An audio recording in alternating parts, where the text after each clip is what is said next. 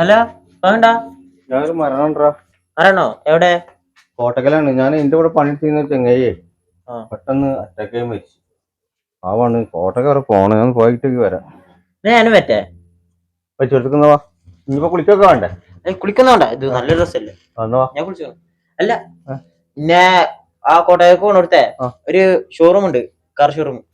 Rolls Royce, Range Rover, നല്ല വില പിടിപ്പുള്ള കാറാ. അതിന് അവിടെ ഇറക്കിയാ മതി. എന്നിട്ട് ഇപ്പൊ അരിച്ചെടുത്ത് പോയിക്കോ, എന്നിട്ട് വരുമ്പോ എടുത്താൽ മതി. എന്തിനാണ് ഇപ്പൊ ഇത്? വിലക്ക് ഫോട്ടോ എടുക്കാന്. ഈ മരിച്ചോടത്ത് പോകുമ്പോഴാണ് എന്റെ ഒരു റോൾസ് റോയ്സിന്റെ ഇതിന്റെ ഒക്കെ സെൽഫ് എടുക്കാൻ വേണ്ടി പോണ്.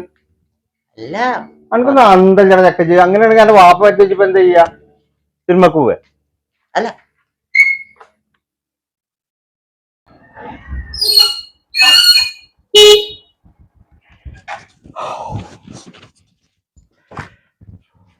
ആ വന്നാ ഇതാണ് കൊണ്ടെടുത്തിട്ടേ കുറച്ച് വെള്ളം എടുത്ത.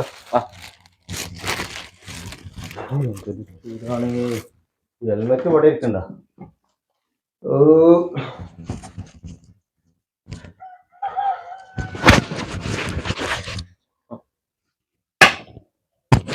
മയത്തെടുത്ത് കുറച്ചായിട്ട് എടുത്തിട്ട് എനിക്ക് പോകുമ്പോ ഈ കാറിന്റെയും കാര്യങ്ങളൊക്കെ പറയുന്ന ആ ഹെൽമെറ്റ് ഒന്നും എടുക്കാൻ ഓർമ്മിപ്പിച്ചു. ആ ഹെൽമെറ്റ് എടുക്കാത്ത കാരണം 1000 രൂപ ഫൈൻ കൊടുത്തു പോലീസിൽ. അങ്ങനെയൊക്കെ തളമ്പുണ്ടല്ലോ. അവിടുത്തെ അവസ്ഥ ഒന്ന് ആലോചിക്കണം. മരിച്ചത് 3 കുട്ടികളാണ്. ഒരുത്ത എൻ്റെ അത്ര ഉണ്ട്, ബാക്കിയുള്ള 2 ചെറുത് 6, 5, 3 പഠിക്കണം. എന്താണ് ഒരു അവസ്ഥ എന്നറിയാം. ഒരു കുഴപ്പമില്ലാത്ത ചെങ്ങയ്യായിരുന്നു. 12ാം വയസ്സിൽ തുടങ്ങിയ പണി അത്ര മുമ്പ് കുടുംബത്തിന് വേണ്ടിയിട്ട്. പിന്നെ 2 പെങ്ങന്മാരനെ കെട്ടിച്ച് വീട് വെച്ച് ഇപ്പൊ പെട്ടെന്നാണ് മരിച്ചിരിക്കണായിരുന്നു. അല്ല കാറൊക്കെ ഉണ്ടോ?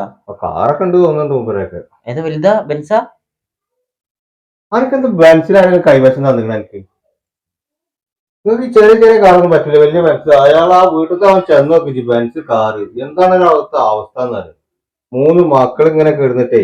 നിങ്ങൾക്കൊക്കെ വാപ്പ ഉള്ളതുകൊണ്ടാണ് പുറത്ത് കണ്ട് ഇറങ്ങുമ്പോ ഷവർമ്മ അത് ഇത് ഇടക്കിടക്ക് ആ കടയ്ക്ക് പോവാ, ഈ ഷോപ്പിങ്ങിന് പോവാ എന്നൊക്കെ പറഞ്ഞിട്ട് നിങ്ങൾ വലിയ ഇതാക്കും. വാപ്പൊന്നും ഇല്ലാതായി വെക്കണം. അപ്പോഴെ നിങ്ങൾക്ക് അറിയാം അതിന്റെ വിഷമങ്ങളൊക്കെ.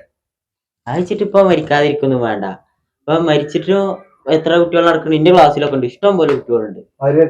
ഇപ്പൊ അവര് മരിച്ചിട്ട് അയച്ചിട്ട് ഇപ്പൊ മരിക്കാതിരിക്കണ്ട. ഉമ്മാനെ തൊഴിലുറപ്പ് പണിക്കെങ്കിലും മുട്ടിട്ട് ഞങ്ങള് ജീവിച്ചോണ്ട്. അയച്ചിട്ട് ഇപ്പൊ മരിക്കാതിരിക്കണ്ട. അത് ചക്ക പറഞ്ഞോക്കാം.